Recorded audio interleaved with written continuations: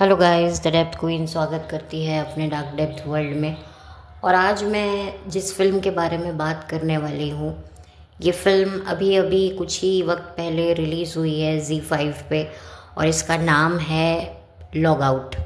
और इसमें हैं बाबिल खान, वही बाबिल खान जिनके बारे में मैंने कुछ हफ्ते पहले अपने चैनल पर बात करी थी, क्योंकि उनका एक वीडियो बहुत ही वायरल हो रहा था जहां पर बाबिल खान रो रो कर नेपोटिज्म के जो प्रोडक्ट हैं उनकी सच्चाई बयां कर रहे थे। हालांकि बाबिल खान खुद भी एक नेपो प्रोडक्ट हैं, लेकिन उसके बावजूद भी कहीं ना कहीं उन्होंने ये बताने की कोशिश की अपने वीडियो के माध्यम से कि भाई मैं एक ऐसा नेपो प्रोडक्ट हूँ जो मेहनत करके आगे आना चाहता हूँ, मेरे में टैलेंट है, मेरे में हुनर है, लेकिन ये जो मेरे साथी नेपो कलाकार हैं ये किस तरीके से मुझे बुली कर रहे हैं, किस तरह से मुझे जो आगे बढ़ने में रुकावट बन रहे हैं।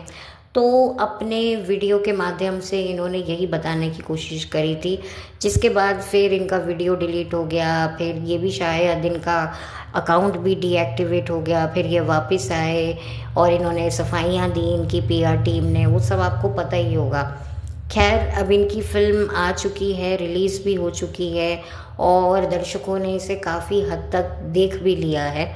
मैंने भी इस फिल्म को अभी देख ही लिया है हाल ही में। तो मैंने सोचा कि क्यों ना मैं इसके बारे में बात करूं। जब मैं बाबिल खान के बारे में बात कर रही हूं तो क्यों ना मैं उसके काम के बारे में भी बात करूं, क्योंकि ये पहली फिल्म है बाबिल खान की जो मैंने देखी है। इससे पहले बाबिल खान ने जो भी काम किया है मैंने उसे देखा नहीं है।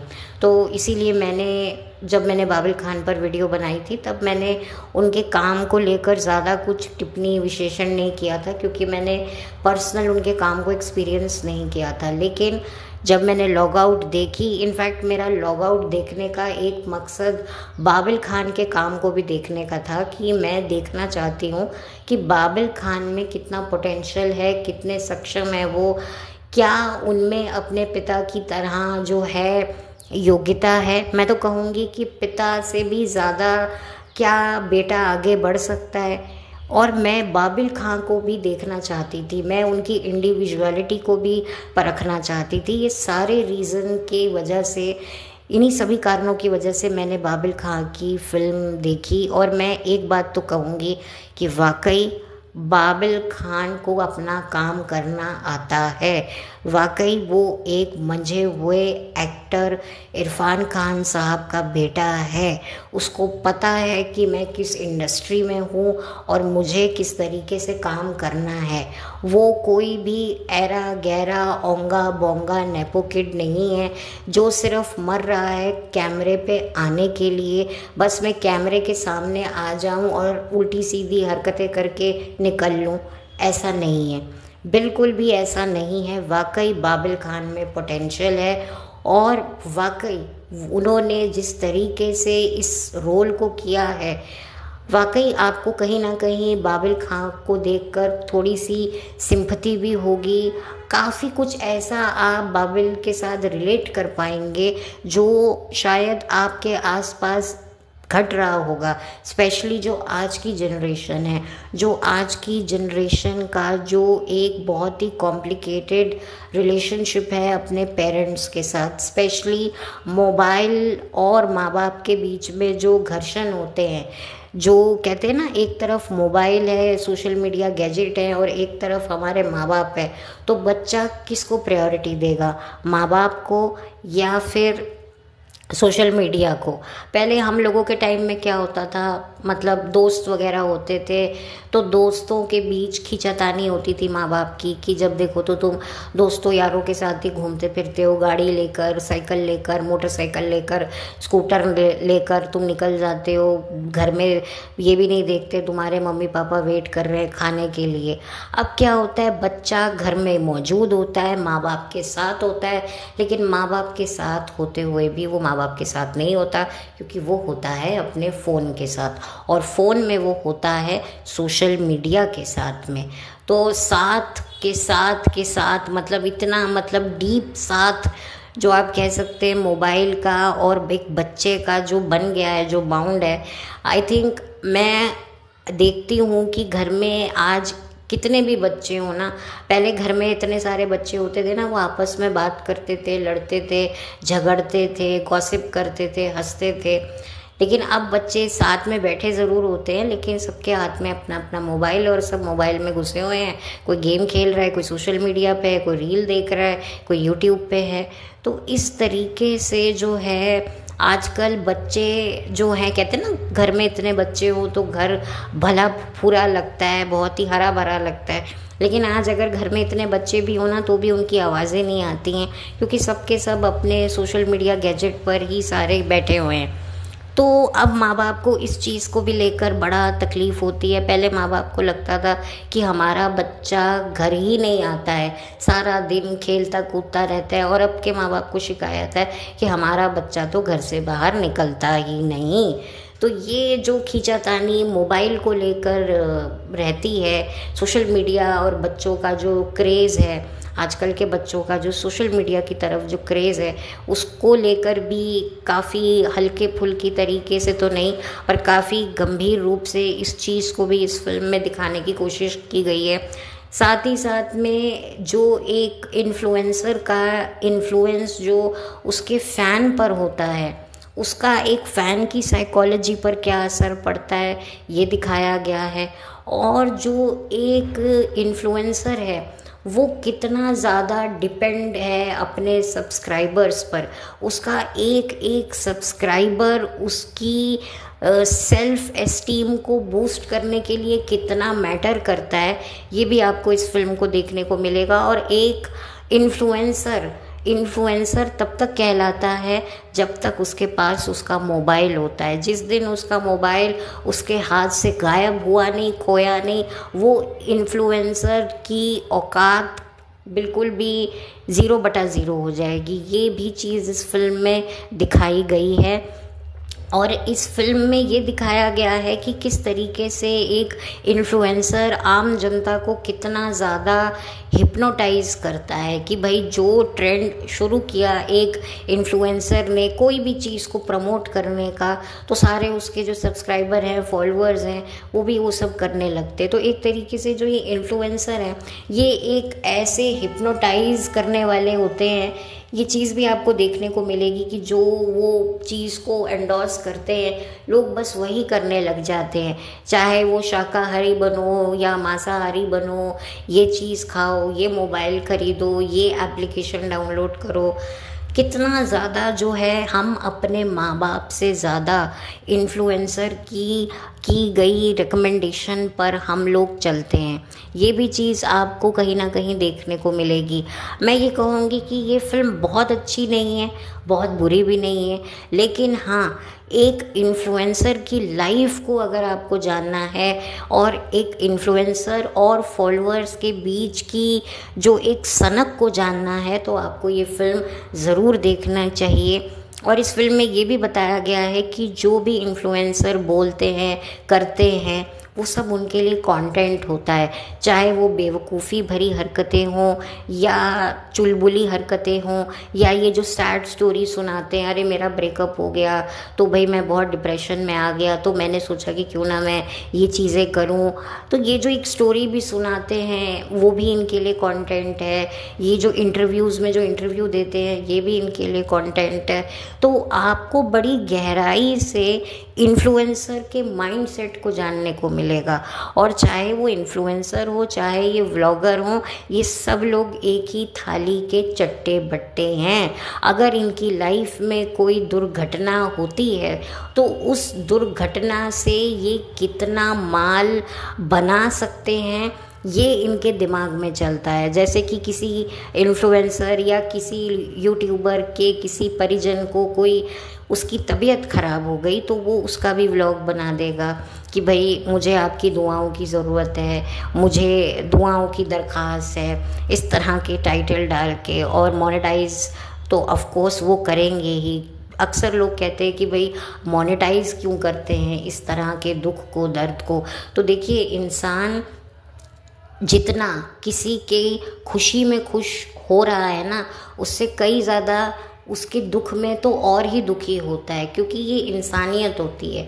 अगर आपका इन्फ्लुएंसर, आपका फेवरेट व्लॉगर अगर किसी दुख तकलीफ़ में है और आप उसको दुख में तड़पते हुए, रोते हुए, बिलखते हुए देखोगे तो पब्लिक कितनी इमोशनल हो जाएगी। आप देखिए ना, जब जब ये इन्फ्लुएंसर किसी अपने की डेथ का वीडियो बनाते हैं तो कितना छप्पड़ फाड़ के इनको व्यूज़ मिलते हैं, इमोशनल बैकग्राउंड म्यूज़िक, कितना ये कुछ करते हैं जिससे कि लोग जो हैं वो रोएं। लिटरली देखने वालों की आंखों में आंसू आ जाते हैं। उनमें से एक मैं भी हूँ कि आप ये देखकर, भाई किसी का फरी बेबी की डेथ हुई तो उसने उसका वीडियो बनाया और उसके पुराने वीडियोस, पुराने क्लिपिंग्स ऐसे ढूंढ ढूंढ के लेके आए, शेयर करके आए और पीछे इतना ड्रामेटिक सैड म्यूज़िक लगाया कि लिटरली आपकी आंखों से आंसू निकल आए। और बस वहीं पर ये जो इन्फ्लुएंसर हैं ये पा जाते हैं बहुत सारे व्यूज़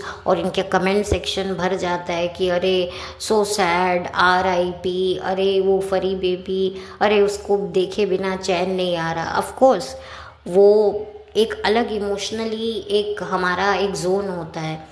मैं ये नहीं कह रही कि जो लिखते हैं व्यूवर्स वो गलत लिखते हैं। देखिए, व्यूवर्स की जो भावनाएं होती हैं ना, वो कंटेंट नहीं होती है, वो जेन्युइन होती है। उनका रोना, उनका कुछ लिखना, वो कोई कंटेंट नहीं होता।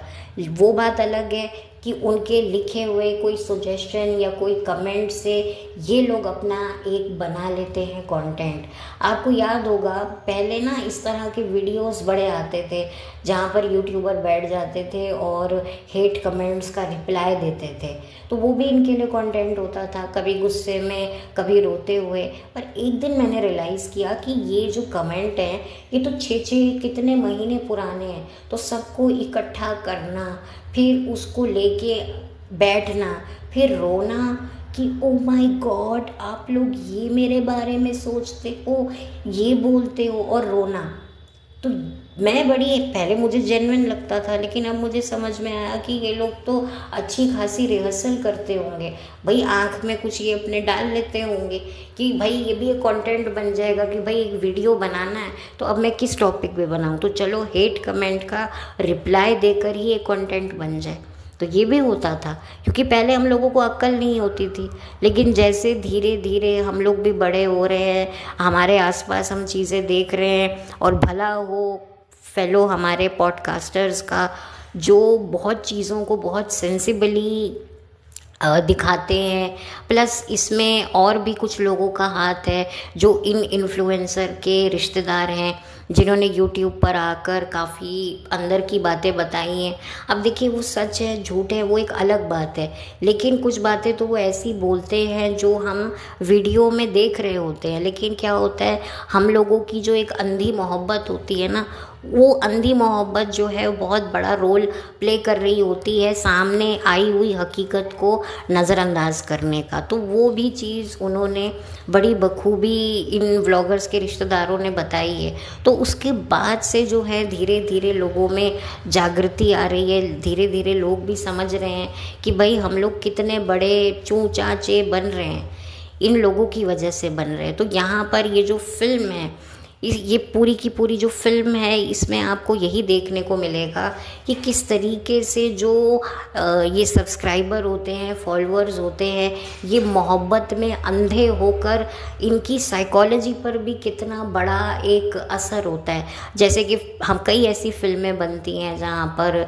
जो है फैंस होते हैं अपने फिल्म स्टार्स को देखकर जो हैं बहुत ज़्यादा वो हो जाते हैं, सनकी हो जाते हैं, उनको मिलना चाहते हैं, उनको स्टॉक करते हैं, हैरेस करते हैं। इस सब्जेक्ट पर भी काफ़ी फिल्में बनी हैं। तो ये फिल्म भी उसी पर थोड़ी आधारित है, उसी कॉन्सेप्ट को लेते हुए कि एक बहुत बड़ा इन्फ्लुएंसर होता है बाबिल खान, जिसका मोबाइल मिसप्लेस हो जाता है उससे, और फिर वो जो मोबाइल है एक ऐसे शख्स के हाथ लग जाता है जो उसकी बहुत बड़ी फ़ैन होती है। और इस फ़ैन की भी अपनी एक स्टोरी होती है, अपनी एक जो है एक उसकी भी एक लाइफ होती है जिसमें काफ़ी खलबली मची होती है, और कहीं ना कहीं उस खलबली का कारण बाबिल खान भी होता है।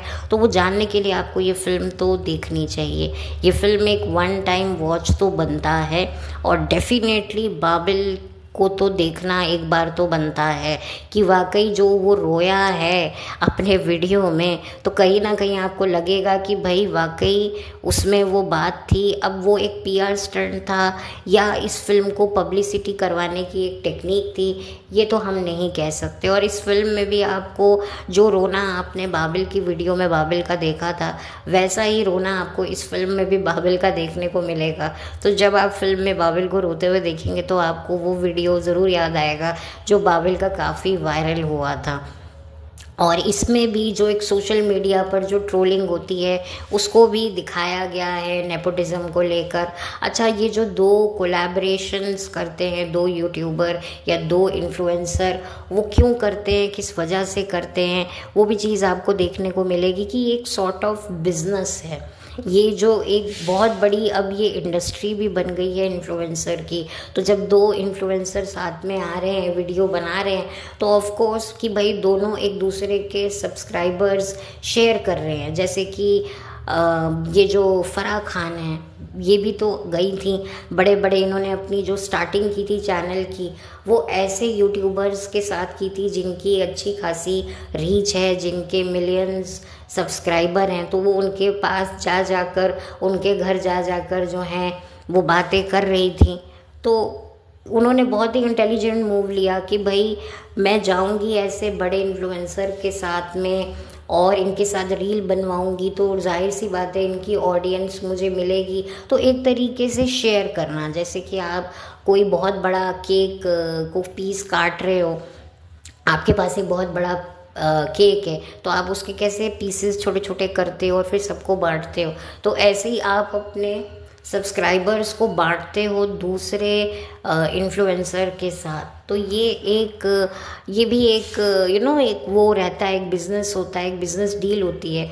तो हर तरीके की जो एक लाइफ होती है जो शायद हम नहीं जान पाते हैं, जो इनकी अंदर की जो डिटेलिंग्स होती हैं, कितना कंपटीशन होता है एक इन्फ्लुएंसर का दूसरे इन्फ्लुएंसर के साथ में, वो भी आपको देखने को मिलेगा। मतलब अगर आप एक इन्फ्लुएंसर की लाइफ को जानना चाहते हैं, उसकी लाइफ के स्ट्रगल, उसकी स्ट्रेस को पहचानना चाहते हैं, उसकी साइकोलॉजी को समझना चाहते हैं, तो ये फिल्म आपको तो एक बार देखनी चाहिए। इस फिल्म के डायरेक्टर कौन हैं, इस फिल्म के म्यूज़िक किसने दिया, वो सब डिटेल में कमेंट सेक्शन में डाल दूँगी। तो उसका मैं अभी ज़्यादा कुछ नहीं बोल पाऊँगी, क्योंकि मेरे पास अभी वो डिटेल है नहीं। तो जब मुझे डिटेल मिलेगी तो मैं कमेंट सेक्शन में डाल दूँगी। लेकिन मैं ये फ़िल्म आपको ज़रूर रेकमेंड करूँगी, ZEE5 पर है। और कोई इस फिल्म में ऐसी कोई ऐसी कोई चीज़ें नहीं हैं जो आपको डिस्टर्ब करें, लाइक कोई भी ऐसा अडल्ट कंटेंट तो इतना नहीं मुझे दिखा फिल्म में। लेकिन हाँ, ये फिल्म आप लोग देख सकते हैं, आप लोगों के बड़े बुजुर्ग लोग तो नहीं देख सकते, क्योंकि उनको ये सब कुछ समझ में नहीं आएगा। क्योंकि मैंने खुद ने एक्सपीरियंस किया है, क्योंकि बड़े जो लोग होते हैं उनको इतना सोशल मीडिया, इतने गैजेट, इतना कुछ जो डिटेलिंग होती है वो सब अभी उनको नहीं पता। हम लोग फिर थोड़ा समझ लेते हैं। तो ये फिल्म आप लोगों के लिए है और आप लोगों को काफ़ी कुछ सीखने को मिलेगा कि मोबाइल आपकी ज़िंदगी का एक हिस्सा है, आपकी पूरी ज़िंदगी नहीं है। बट अनफॉर्चुनेटली कुछ लोगों के लिए ये ज़िंदगी है, स्पेशली इन्फ्लुएंसर के लिए तो ये उनका काम भी है और उनकी ज़िंदगी भी बन जाता है। उनका सब कुछ जो है उनके मोबाइल पर होता है, बस वो मोबाइल को खाते नहीं हैं, पीते नहीं हैं, बाकी तो उनकी एनर्जी, उनका वक्त, उनका साथ, वो सब मोबाइल को ही मिलता है। जो एक अटेंशन पहले के टाइम में हम अपने पेरेंट्स, अपने फ्रेंड्स, अपनी फैमिली, हम गर्लफ्रेंड, बॉयफ्रेंड, हस्बैंड, बच्चों को देते थे, अब वो सारा अटेंशन हमारा डाइवर्ट हो गया है मोबाइल पर। और ये जब से ये जो रील्स आई हैं उसके बाद से तो लोग बस सारा दिन बैठे बैठे स्क्रॉल करते रहते हैं, एक रील से दूसरी रील से तीसरी रील, और ऐसा करते करते देखते देखते आप देखिएगा आप ऐसे थक जाएंगे जैसे कि पता नहीं आपने कितने किलो का वज़न उठा रखा था और अब आपने उसे नीचे रखा है, तो कैसा फील आता है। तो एग्जैक्टली ऐसा फील आएगा और इसमें कि बच्चे मोबाइल की एडिक्शन की वजह से अपने माता पिता के साथ कितना कभी कभी दुर्व्यवहार कर देते हैं, ये भी चीज़ आपको इस फिल्म में देखने को मिलेगी। आई थिंक पहले हम लोग सुनते थे कि धूम्रपान करना सेहत के लिए हानिकारक है, लेकिन धूम्रपान से भी ज़्यादा, जो मैं कहूँगी नशे से भी ज़्यादा जो ख़तरनाक नशा हो गया ना, वो सोशल मीडिया का हो गया। ये आपके दिमाग को, आपकी साइकोलॉजी को, आपके कॉन्फिडेंस को ख़त्म कर रहा है और आपको पता भी नहीं चल रहा है। ये एक अल्सर की तरह आपको खोखला कर रहा है। तो ये भी चीज़ आपको अपने तरीके से इस फिल्म में आप समझ पाएंगे। और मैं तो कहूँगी कि हर उस बच्चे को ये फिल्म देखनी चाहिए जो इन्फ्लुएंसर बनना चाहता है और इन्फ्लुएंसर की लाइफ को बेहतर मानता है। तो ये चीज़ आपको देखने को मिलेगा कि इन्फ्लुएंसर बिना मोबाइल के तो उनकी आइडेंटिटी, उनका खुद का अस्तित्व 0/0 है। उनको खुद को भी, उनका जो कॉन्फिडेंस ही तब है जब उनके हाथ में उनका मोबाइल होता है। जिस दिन उनका मोबाइल उनके हाथ से चला गया, गायब हो गया, तो बिल्कुल आप सोचो कि वो दुनिया में रहते हुए भी एकदम से मिस्टर इंडिया ही बनने लगेंगे।